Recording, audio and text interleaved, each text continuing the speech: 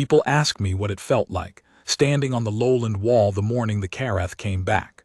They want a single word, triumph maybe, or fury, something clean.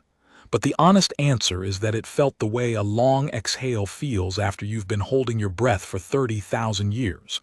Not triumph, not fury, just the slow, settling certainty that the waiting was finally done. I am old. I say that plainly because in this world, in this time, being old means something different than it used to. I was born in the 94th year of the Reconstruction, which puts me 81 years into a life that my grandfather's grandfather would not have recognized.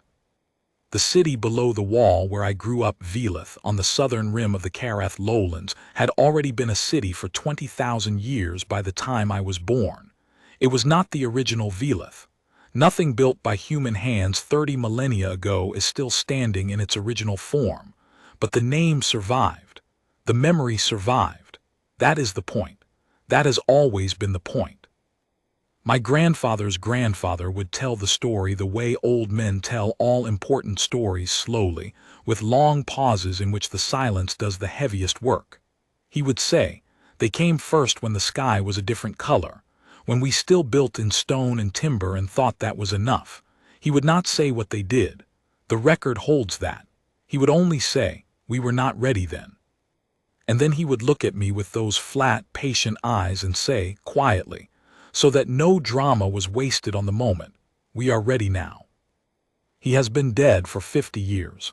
I wish he could have stood where I stood that morning. I spent 37 years in the historical core before the morning the Karath came back.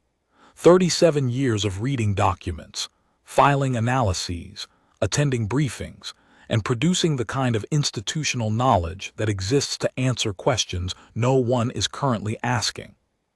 The historical core maintains the record of what happened before the Reconstruction, the fragmented, difficult, incomplete record of the thin years, which is what we call the period when this world was at its lowest, when the Karath survey program had passed through and left behind it a world that was, by any external measure, not viable. The thin years are not comfortable reading.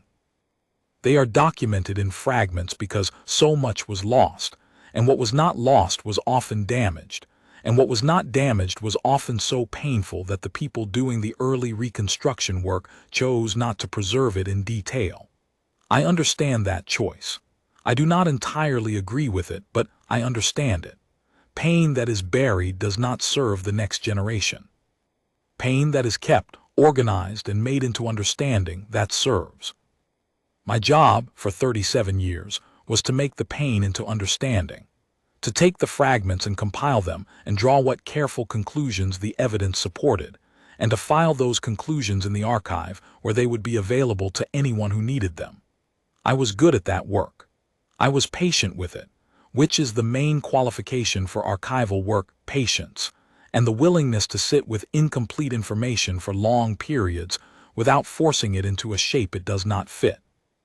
The record of the thin years does not fit a clean shape. It fits the shape of what it was.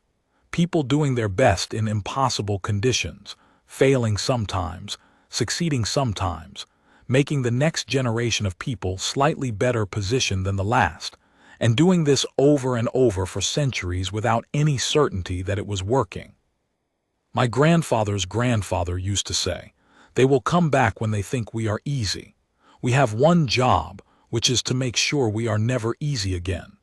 He would say this, and then he would be quiet, and in the quiet you could feel the weight of everything that had happened before his time and everything that would happen after it, and it was a considerable weight. He has been dead for 50 years. I wish he could have stood where I stood that morning. I need to give you the geography because the geography matters. The Karath lowlands are a broad basin, 400 kilometers from the northern escarpment to the southern rim, and nearly 600 east to west. In the old age, in the thin years before the Reconstruction, the basin was mostly open territory. A few small settlements, some agricultural land, and nothing that would have registered on any imperial survey as worth defending. That was by design. The Kareth lowlands looked, from orbit, like exactly the kind of open, underpopulated ground that an incoming force would want to use as a landing zone. Wide, flat, defensible perimeter on all sides, good sightlines. The old Survey Corps had spent 200 years cataloging every geological feature and producing documents that showed, convincingly, how little was there. What was there by the time I was born was different.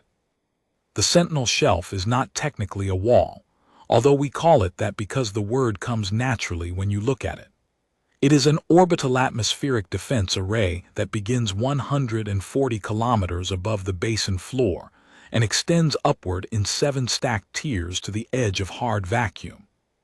The lowest tier sits at roughly the altitude where the atmosphere starts to thin, that boundary zone where the sky goes from deep blue to the first whisper of black, and it is visible from the basin floor on a clear day as a line of geometric shapes against the sky, evenly spaced, neither threatening nor passive, simply present the way a mountain range is present.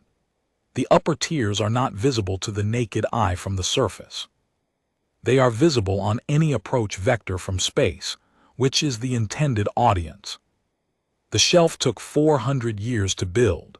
The last panel of the final tier was locked in place in the year 28,890, one of the reconstruction, which means it has been operational, fully staffed, fully armed, for over 1,000 years. Its primary batteries have never been fired in combat. That is not because there was no opportunity. It is because no one who looked at the shelf from an approach vector ever chose to force the question. Until the Kareth came back. I was not the officer in command of the wall that morning. Let me be clear about that. I was the ranking observer from the historical corps, which meant my job was to watch, to record, and to advise. The command of the wall, the actual operational command, belonged to Marshal Saya Duveth, who was 53 years old and had been running the Lowland Command for 11 years. She was a compact woman with close-cropped gray hair, and the particular stillness that comes from knowing exactly what every asset under your authority is capable of doing. I had met her twice before that day. She did not waste words, and she was not wasting them now. The alert had come at 3:40 hours local basin time. I was asleep in my bunk in the lower observation block, not deeply asleep, because at my age deep sleep comes rarely, and the tone that woke me was not an alarm in the traditional sense. It was a low, sustained pulse, even and unhurried, the kind of tone the system produces when something has been detected at distance and identified and verified, and the automated assessment has concluded there is time to address it properly. Not a scramble, a measured notification. The system was telling us, something is coming, we see it, we have time to be ready. I was dressed, and in the main observation gallery within 8 minutes. The gallery is a broad room along the upper edge of the wall, with a floor-to-ceiling transparent barrier that looks south across the basin. At 3:48 in the morning, the basin was dark below. The lights of Velith glowed at the far southern rim, 40 kilometers away, and the smaller lights of the agricultural sectors lay scattered between, and above the basin the sky was its customary pre-dawn black, stars visible in the gaps between the shelf's lower-tier installations. It looked, as it always does, like a sky that has been carefully organized, because it has been. Marshal Duveth was already there, standing in front of the main display with 3 of her staff. She looked at me when I came in, gave a brief nod, and turned back to the display. I took a position to her left, close enough to see the readouts clearly but far enough not to crowd the working space. Old soldiers learn that geometry quickly. On the display, the Kareth fleet was marked in a dull amber, the system's color for an unverified potential threat, not yet formally designated hostile. The amber contacts were clustered in high orbit on the far side of the Terminator, roughly 40,000 kilometers out. There were 43 of them. The assessment overlay was running continuously, updating every 3 seconds. Vessel class, estimated mass, drive signature, approach vector, speed. Drive signature is confirmed Karath, said the young lieutenant at the sensor station. He said it the way young officers always say important things, carefully, as though the words might break. Cross-matching against the archive. It is a positive match. The magnetic resonance pattern of their drive cores is within 4% of the pre-reconstruction samples. 4% drift in 30,000 years, Duveth said. They've upgraded, somewhat. Yes, ma'am. I thought of my grandfather's grandfather. The story he told slowly, with long pauses. I said nothing. I was there to observe. What is their approach vector telling us? Duveth asked. They're on a descent arc for the lowlands, Marshal. The initial vector puts their primary landing zone inside the basin perimeter, roughly 200 kilometers south-southwest of our position. Near Velith. Of course near Velith, Duveth said, and the flatness in her voice carried something that was not quite contempt, more like recognition. A thing confirmed. Run the basin survey comparison. I want the display to show what that landing zone looked like in year 0 of the reconstruction alongside what it looks like right now. The lieutenant ran the comparison. On the left side of the display, a historical satellite image appeared, the Karath lowlands as they had been documented in the earliest years of the reconstruction, compiled from pre-existing survey data and early-era aerial reconnaissance. Open basin, low scrub vegetation, a few scattered structures, nothing that would read as a military presence to incoming eyes. On the right side, the current surface overlay. Velith, as it now existed, covered a footprint roughly 40 kilometers east to west and 22 kilometers north to south. Its skyline registered on standard survey instruments at a maximum height of 1,847 meters. The main towers of the reconstruction archive, which rise from the city's center in a cluster of 7 structures that are part building and part monument. Around the city, the agricultural sectors were not open farmland but managed systems, with processing infrastructure visible on the surface. And above the basin, visible on the overlay as a structured band of contacts, the lower tier of the Sentinel Shelf. I watched the Karath fleet moving on the display and thought about what they were seeing on their own instruments. They had left 30,000 years ago. They had left a thin world, a world that had not yet understood what they were or what they intended. Whatever records they carried of this place would have been compiled from that thin world. I did not know whether the Karath kept detailed records of their colonial surveys the way we kept ours. It did not matter. Whatever they carried, it was 30,000 years out of date. The sun began to come up over the eastern escarpment at 5:12. The sky above the lowlands shifted from black to the dark blue of early morning, and the lower-tier installations of the Sentinel Shelf caught the first light and threw it back as a cold glint. Dozens of geometric surfaces, each one a few hundred meters across, spaced at regular intervals along the orbital arc, catching the dawn the way a row of mirrors catches it. From the basin floor, anyone who knew what they were looking at understood what they were seeing. I did not know from where I stood what the Karath made of it. I was going to find out. At 5:31, the fleet decelerated. The amber contacts on the display changed their motion, slowing from their original approach velocity to something that read as a cautious holding pattern. They were still high, still on the far side of the main shelf array, but the deceleration was significant. It meant something had given them pause. "They've seen the upper tiers," said the lieutenant. "Yes," said Duveth. 30-second contact window now available on shelf primary batteries, if the order is given. It is not given. She said it simply. The order was not given because the order was not needed yet, and unnecessary force was waste, and the Marshal did not waste things. I had understood this about her within 4 minutes of meeting her the first time. The fleet held its position for 52 minutes. I know the exact duration because I was watching the clock at the corner of the display, and I counted the minutes the way you count minutes when you are 81 years old, and you have waited your whole life for something, and now it is in front of you, and you do not want to miss a second of it. 52 minutes of the Karath fleet hovering in high orbit, their instruments running, their commanders looking at their displays and seeing what we had built. I tried to imagine it. From their approach vector, the Sentinel shelf would have appeared first as an anomaly, a structured field of contacts at low orbital altitude, too regular to be natural, too large to be any installation their records described. As they descended and the angle improved, the geometry would have sharpened.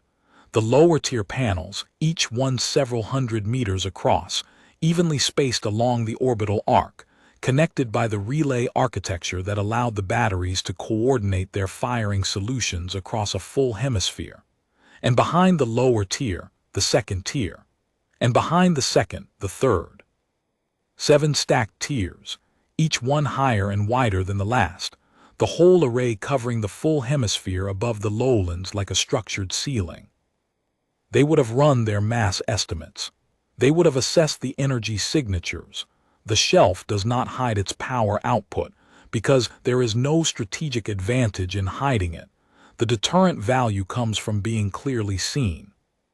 They would have looked at the basin surface and seen Velith where their records showed open ground, and they would have looked up at the shelf, and they would have looked at their own fleet 43 vessels, which by any pre-reconstruction measure would have been an overwhelming force for this world.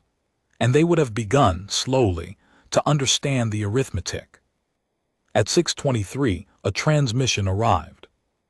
It came in on the old colonial band, the frequency the Karath had used 30,000 years ago, which told me two things simultaneously: that they had preserved it, and that they were using it deliberately, choosing the old channel as a kind of signal, a way of announcing who they were and what standing they believed they had.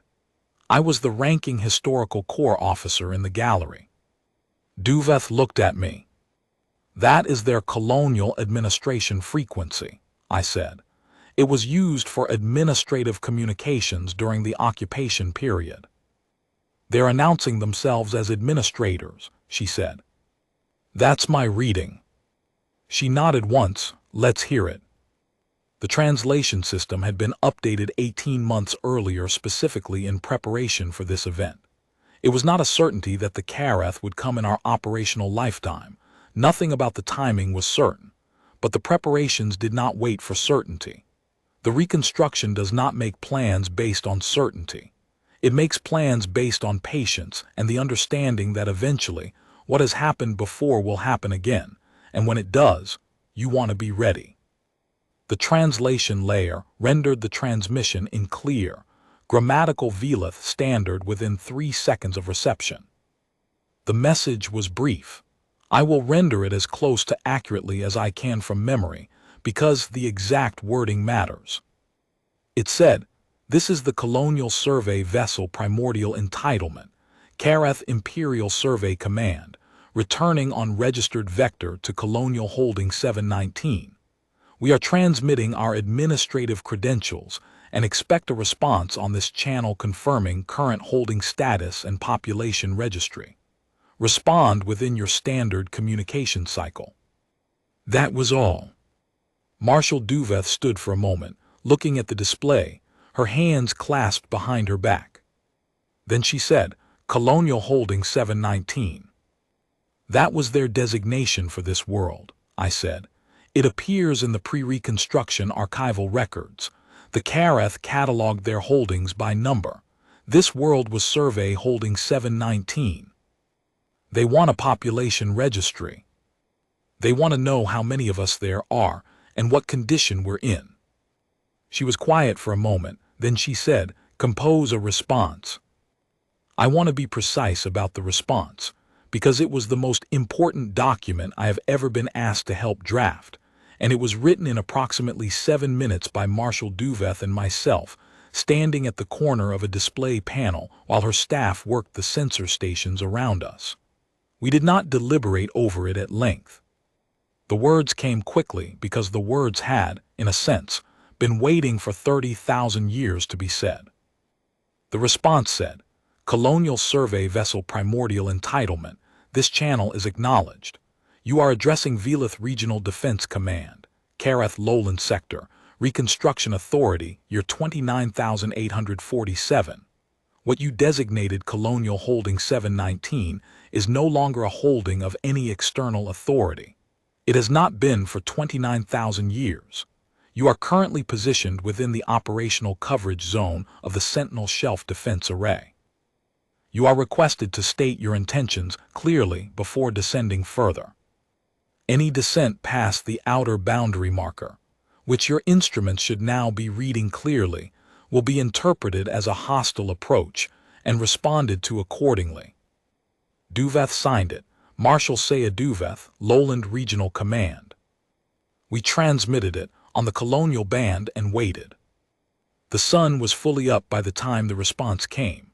The basin below the wall was bright now, the city of Velith visible at the far rim. I could see, even at that distance, the glint of the archive towers catching the morning light. Behind me, other members of the historical core staff had arrived and were standing along the back wall of the gallery, watching. Word travels. There were also 2 officers from the Warship Ground Liaison Office. Their job was to coordinate with the atmospheric warships that were, at that moment, sitting in low orbit above the shelf's upper tier. I had not heard those vessels arrive. You rarely hear them. The Reconstruction's warship program does not announce itself. The Karath response came 40 minutes after we transmitted. 40 minutes is a long time in a military context. It told me they were discussing among themselves, probably arguing, possibly in some degree of internal conflict about what they were seeing and what it meant for whatever plan they had arrived with. When the response came, it was different in tone from the first transmission. The administrative certainty was gone. It said, Velith Regional Defense Command, acknowledged. We are reviewing our survey data. The installation above your atmosphere does not appear in our records of Colonial Holding 719. We require clarification on its origin and purpose before we can proceed. We are holding position. Please confirm the nature and ownership of the installation designated in your response as the Sentinel Shelf Defense Array. Duveth read it. They're asking us to explain our own defense system to them. They want to know if it's theirs, I said. If they built it and forgot about it, or if someone else built it, or if we built it. They don't know which answer is worse. She looked at me with a flicker of something that might, in a different person, have been amusement. What's the worst answer for them? That we built it, I said, because that means we're not what they remember. She nodded.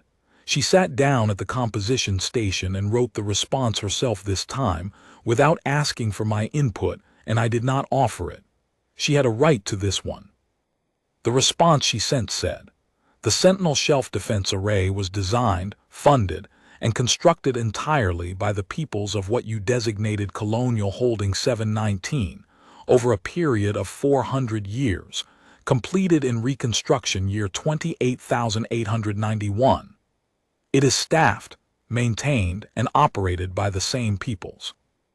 It covers the full hemisphere above this region to an altitude of approximately 1,000 kilometers and is integrated with atmospheric warship assets that are currently holding position above its upper tier. It has not been fired in combat. We would prefer to keep that record. State your intentions.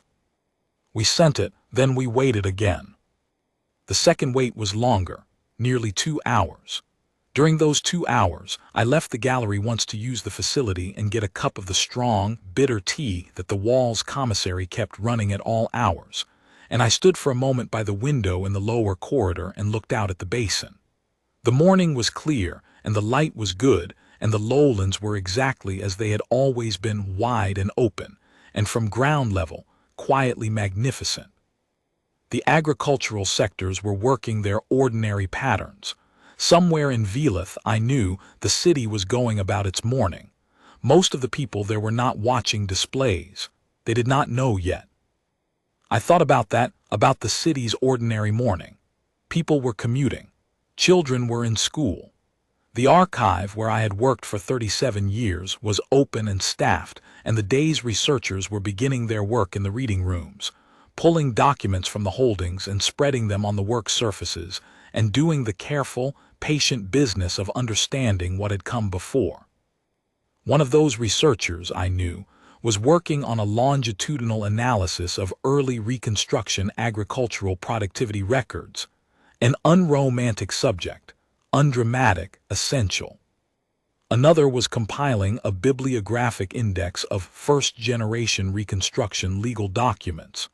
The archive does not stop because something historically significant is occurring above the atmosphere. The record accumulates whether or not anyone is watching the sky.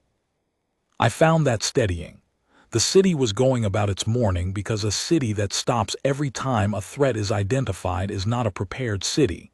It is a frightened one, and there is a material difference. A prepared city goes about its business, trusting that the preparations have been made, trusting that the people whose job it is to respond to the threat are doing their jobs. That trust is not passive. It is the product of the same sustained work that built the shelf, the decision, made over and over across generations, to invest in the infrastructure of protection, and then to rely on it when the moment came.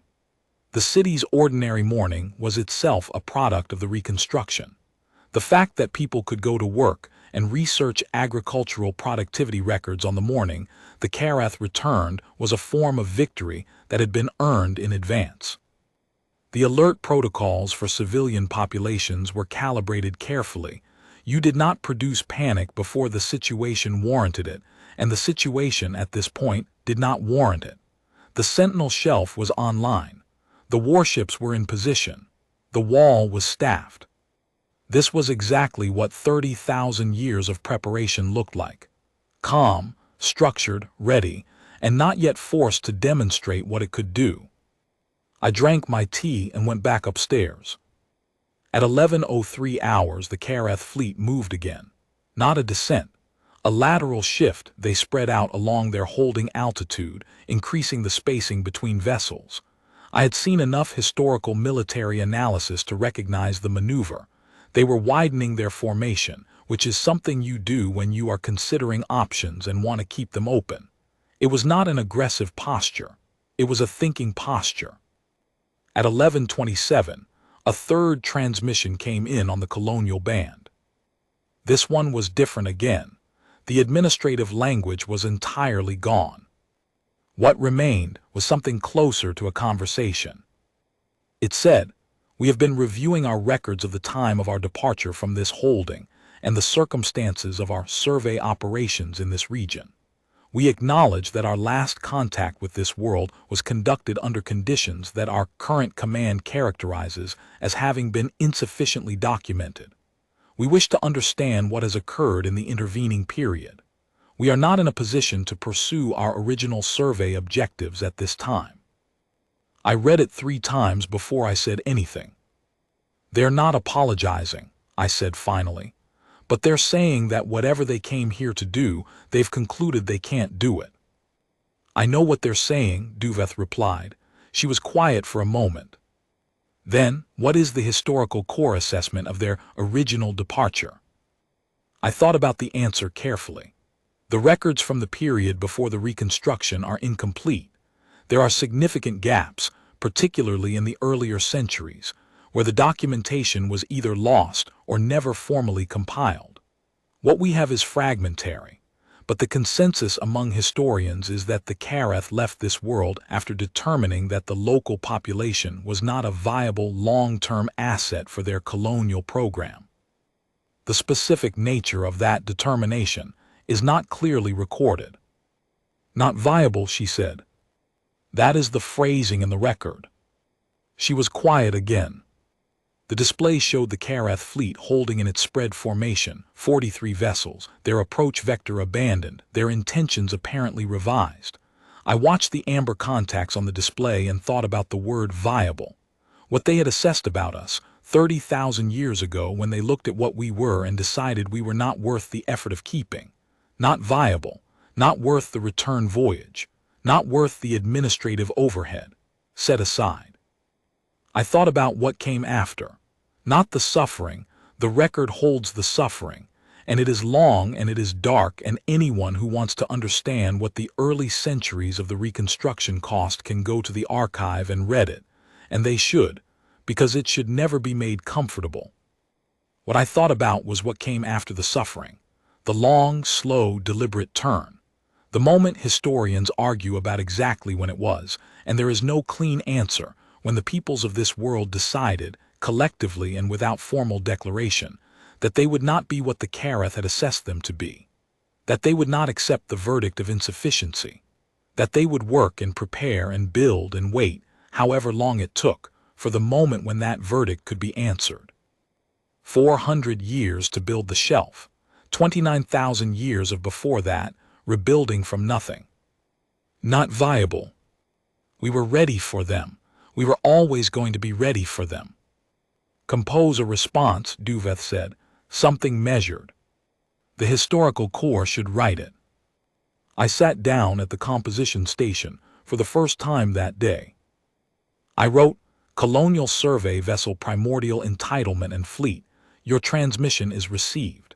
In the period since your survey operations in this region, which our records place approximately 30,000 years in the past, the peoples of this world have undergone a period of recovery, reorganization, and long-term development that is documented in our Reconstruction archives.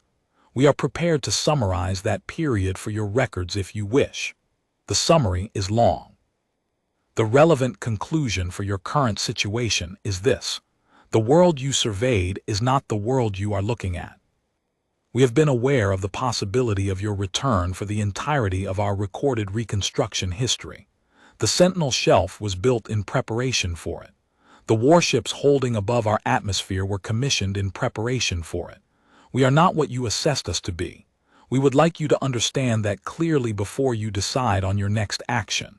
If you leave this system now, in peace, we will not pursue. If you descend below the outer boundary marker, we will respond with full defensive capability. The choice is yours, and we respect your right to make it freely. We ask only that you make it knowing what you are choosing. I signed it with my own name and title. Historical Corps Senior Observer, Velith Lowland Wall, Reconstruction Year 29,847. Duveth read it over my shoulder. She did not change a word. We transmitted it. The wait this time was 3 hours and 40 minutes. During that wait, nothing moved on the display. The fleet held, the shelf held, the warships above held. The basin below went about its morning and eventually its afternoon.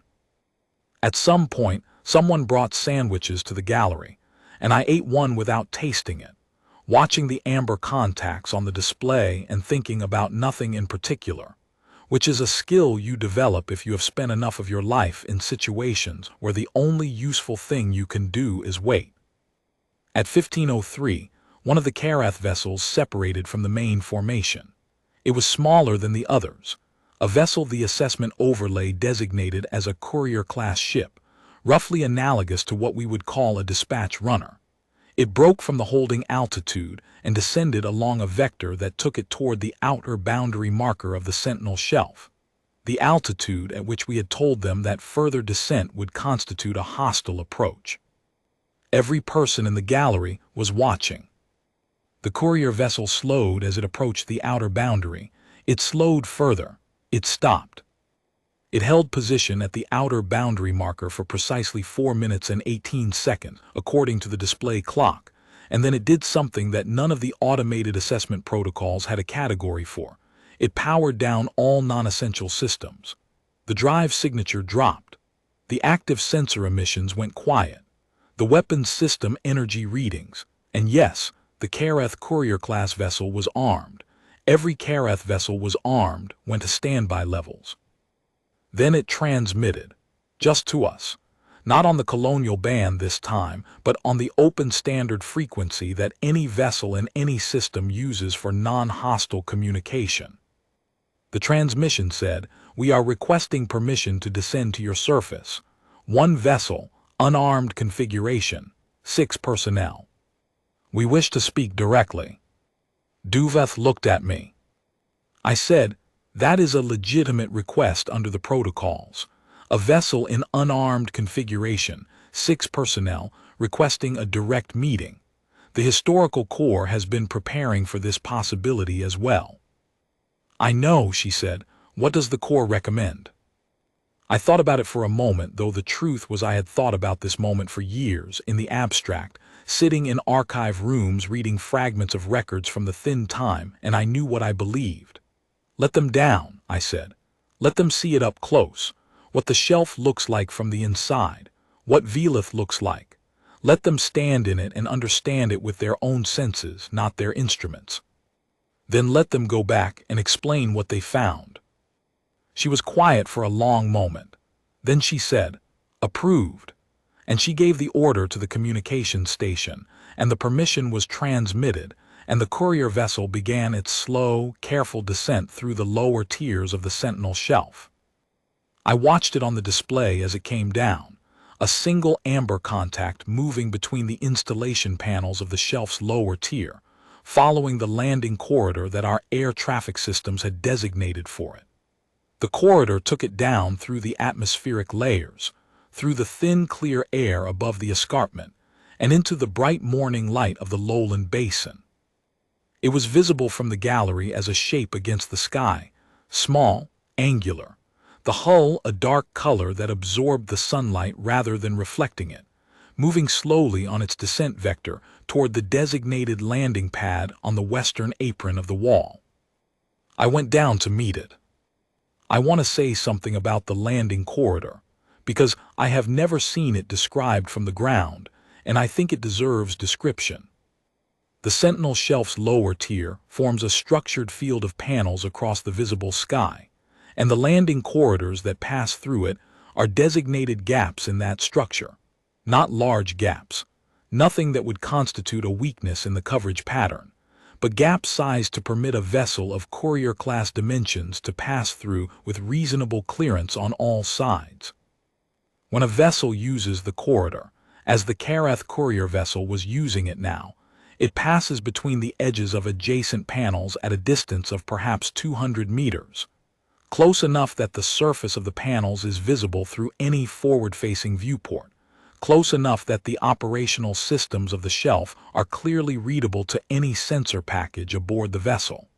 The corridor is not threatening. It is not designed to intimidate. It is designed to ensure that any vessel passing through it has a very clear understanding of what it is passing through, and that understanding is reinforced at every stage of the descent.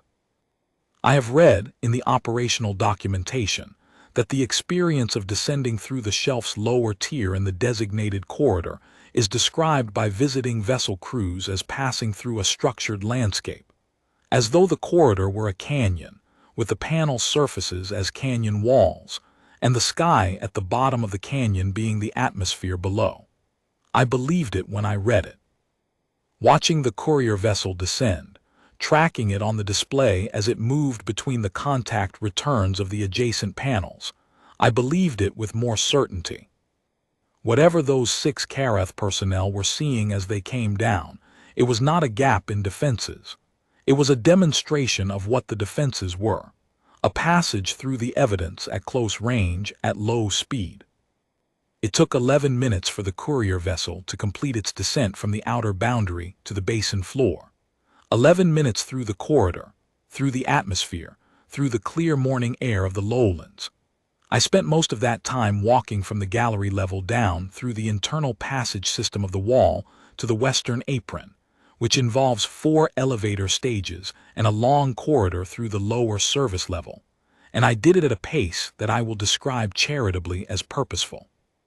At 81 years old, I do not move quickly, but I move with intent, and I arrived at the western apron access gate with 3 minutes to spare before the courier vessel touched down. I did not go alone. I went with 2 members of the Historical Corps translation staff, a physician, a pair of lowland defense officers in formal uniform, and a detail of 4 wall guards in full operational kit. The guards were there not because I expected trouble. The vessel was in unarmed configuration, and the shelf's batteries had a clear line to the main fleet above, but because the presence of guards in formal deployment is a message.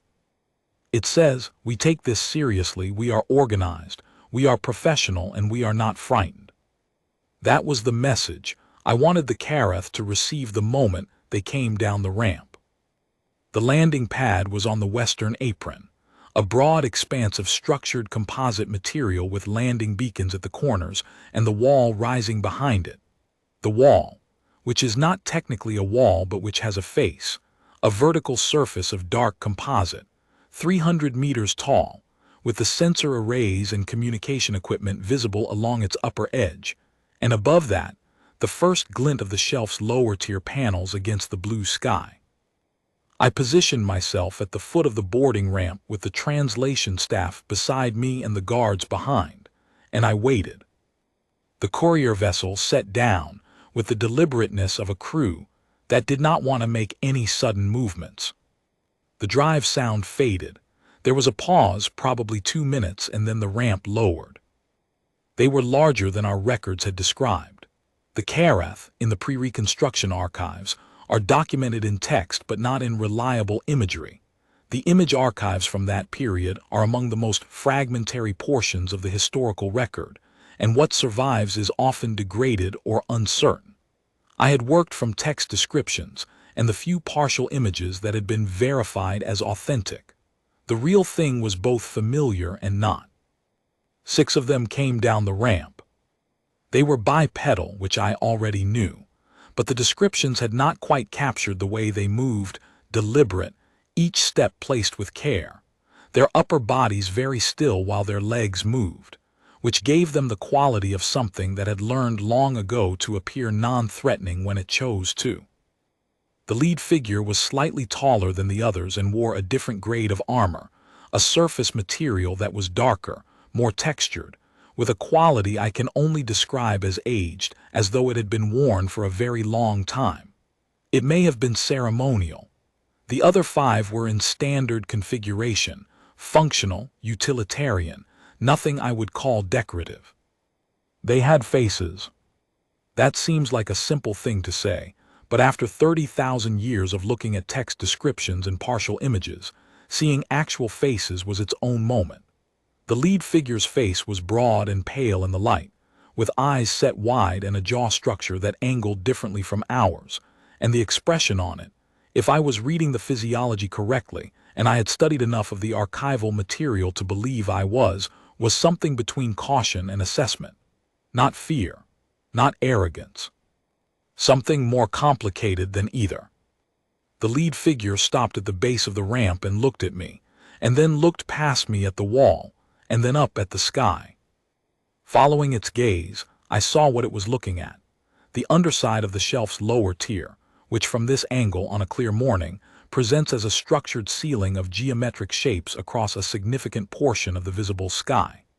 The individual panels are large, each one several hundred meters across, and from the ground they overlap visually, giving the impression not of individual installations, but of something continuous, like a second sky made of angular geometry. The lead figure looked at it for a long time, then it looked back at me. One of my translation staff said, quietly, "It's asking if the installation is defensive in nature or offensive." "Tell it," I said, "that it is both, and that the distinction matters only to whoever decides to make us choose which one to use." The translation staff conveyed this. The lead figure was still for a moment, then it spoke again. "It says," my translator said, "that the fleet's assessment of the installation is that it is beyond the engagement parameters of their current force configuration." I absorbed that for a moment. Beyond their engagement parameters is the kind of phrasing that sounds technical, but what it means, stripped of military language, is, we cannot take it. We came here prepared to take this world, and we cannot take the installation that defends it. 43 vessels against 7 stacked tiers of a defense array that had been designed, specifically, to account for a fleet of exactly this size and this nature.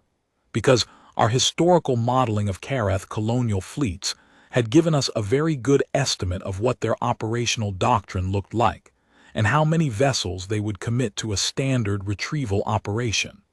We had not built the shelf for the Kareth fleet that came.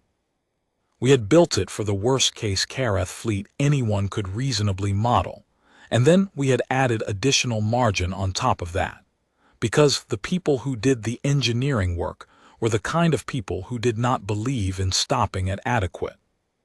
I thought about the engineers.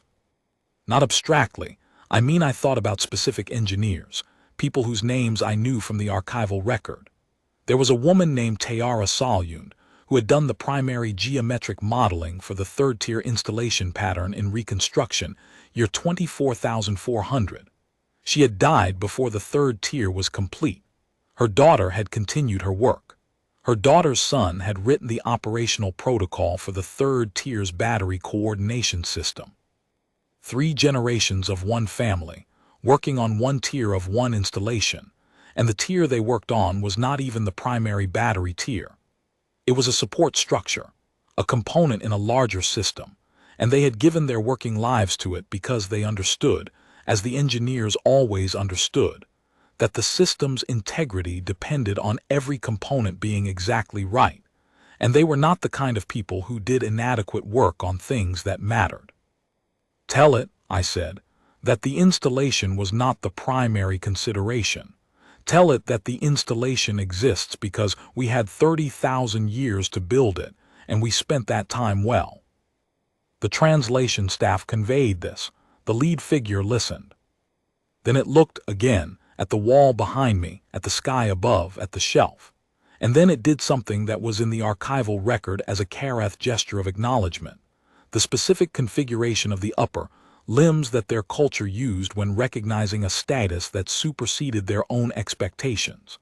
Our pre-reconstruction records had described it as a gesture made between Kareth officers when one encountered a situation that had exceeded their operational planning.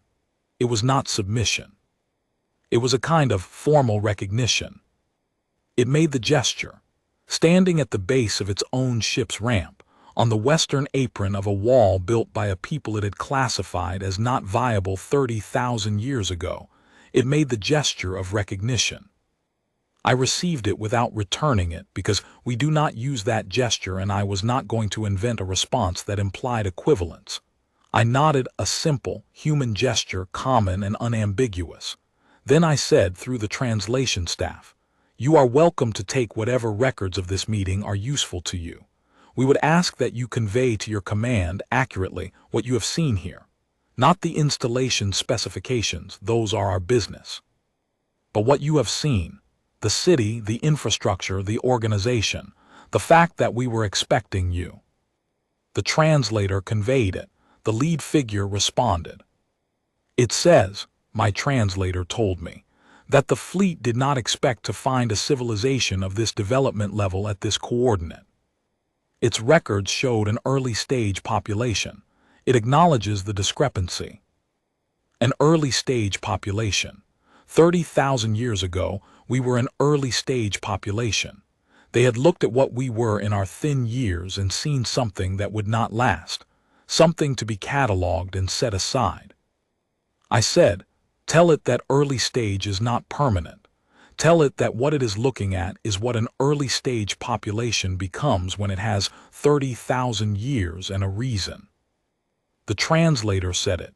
The lead figure heard it, and it was still for a moment, and then it spoke again at some length. When the translation came back, it was this. "It says that the fleet will not be proceeding with its survey objectives. It says that the command will need to review its assessments of this coordinate and submit a revised report. It asks whether there is any formal communication you wish to send with them for delivery to Kareth Survey Command." I thought about this for a moment, then I said, "Yes, one message." I had not prepared it. I did not need to prepare it. It was the kind of message that writes itself when the moment comes, if you have spent long enough thinking about what you would say. I said it through the translator, plainly. This coordinate is inhabited. It has been inhabited for as long as records survive, and it will continue to be inhabited for as long as records continue. What you find here is the product of 30,000 years of work and preparation and memory. We kept the record. We kept the intent. We built toward the day when our status as an early-stage population would be a historical note rather than a current condition, and that day is now several thousand years behind us. We do not wish conflict. We are not interested in revenge for old wrongs, because revenge is a kind of engagement with the past, and we have chosen to be engaged with the future. But we wish to be clear. This world is not a holding. It is not a coordinate in a survey.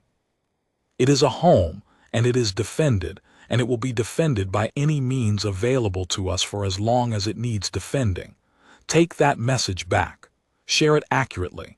And do not return with intentions you are not prepared to answer for. The lead figure listened to the full translation. Then it made the gesture of acknowledgement again. Then it turned and went back up the ramp, and the other 5 followed it, and the ramp closed, and the courier vessel lifted off the western apron and climbed back up through the basin air, and through the lower tier of the shelf, and back to the holding altitude where the fleet waited. At 17:19 hours, the Kareth fleet began to move. Not a descent, not a spread. A withdrawal, the 43 amber contacts on the display shifting their vectors away from the basin, away from the shelf, away from the orbital altitude and back toward deep space. The departure was orderly, professional. There were no transmissions. Whatever internal discussion had produced the decision, it had been made before the courier vessel lifted off, or it had been made in the time it took to return to the fleet. It did not matter. They moved, and they did not stop, and the display showed their drive signatures brightening as they accelerated away from us, and within 2 hours they were at the edge of the sensor range, and within 4 they were gone. The gallery was quiet for a long time after the contacts dropped off the display. Not ceremonially quiet, not the silence of a formal moment observed. Just the ordinary quiet of a room full of people who had been under sustained attention for 14 hours and had arrived together at the end of it. Someone at the sensor station let out a slow breath. One of the junior officers near the back sat down heavily in a chair. The lieutenant who had been running the sensor analysis since 3:40 in the morning laid his hands flat on his station panel and stared at them for a moment before looking up, and when he looked up, he appeared to be deciding something about his face, trying to determine what expression was appropriate, and settling finally on something careful and contained. He was young. He had probably imagined this kind of moment, and the imagined version was probably different from this. 14 hours of displays and transmissions and waiting, and then they left. No climax, no confrontation. Just amber contacts brightening on a display as a fleet climbed back toward deep space. I have seen young officers disappointed by that before. By how procedural the defining moments turn out to be. I did not say anything to him about it, because the lesson is one that has to be arrived at independently. What you learn, if you work long enough in this field, is that the dramatic version of these moments exists in the imagination of the people who were not there. The people who are there are too busy doing the work to notice that the moment is significant. And afterward, what you remember is not a climax. You remember the 14 hours of doing the work correctly, the quiet professionalism, the transmissions drafted and sent, the decisions made without theatrics. That is what a prepared civilization looks like from the inside.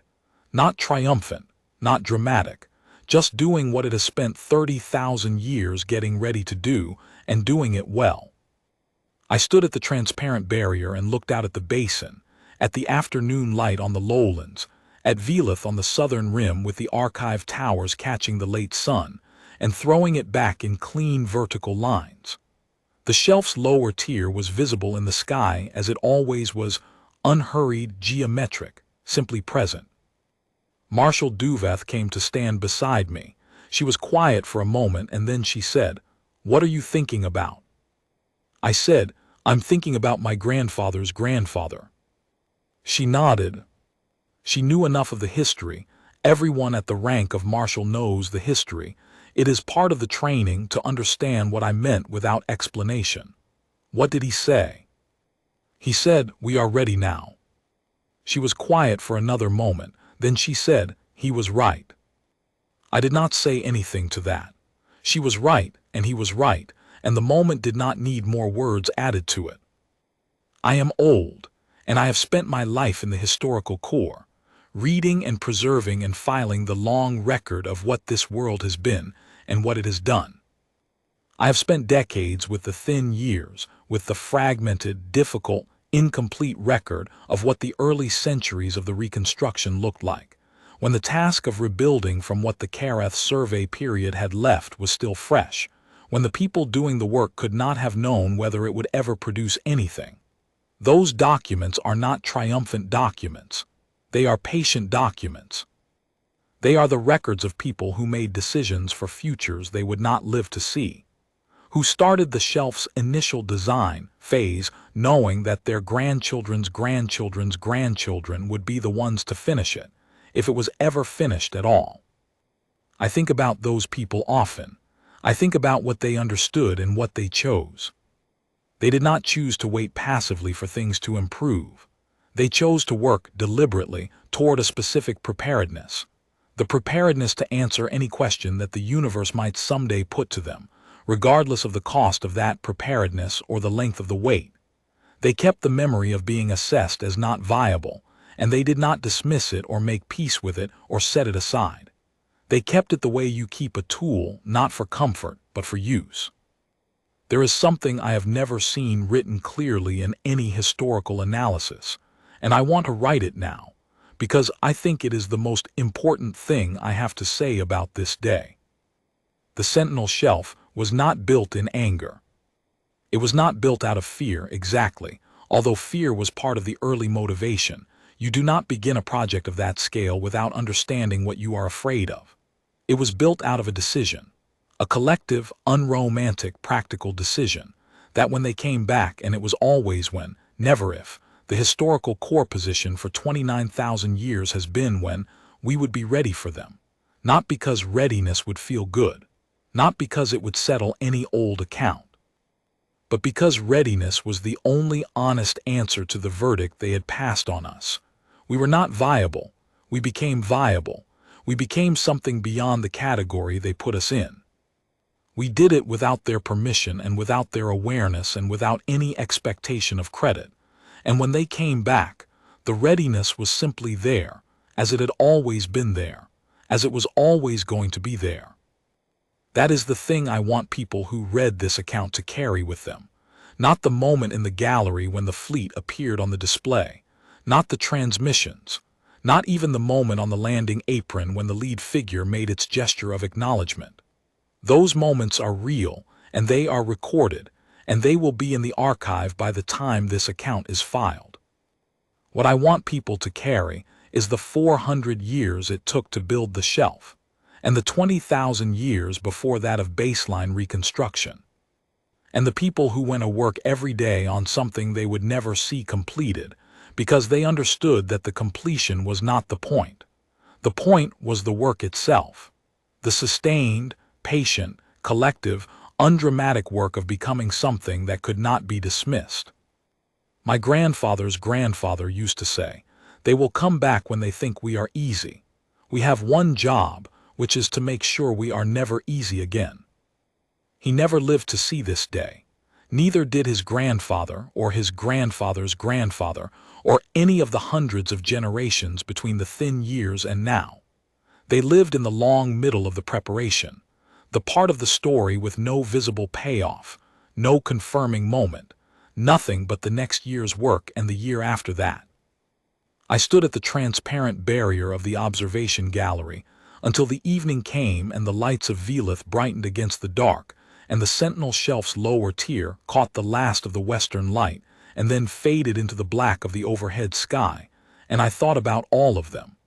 The generations who did the work, who kept the memory, who built the answer to a question that would not be asked for 30,000 years. They were ready, we were ready, we had always been going to be ready. The Careth went home. That is enough.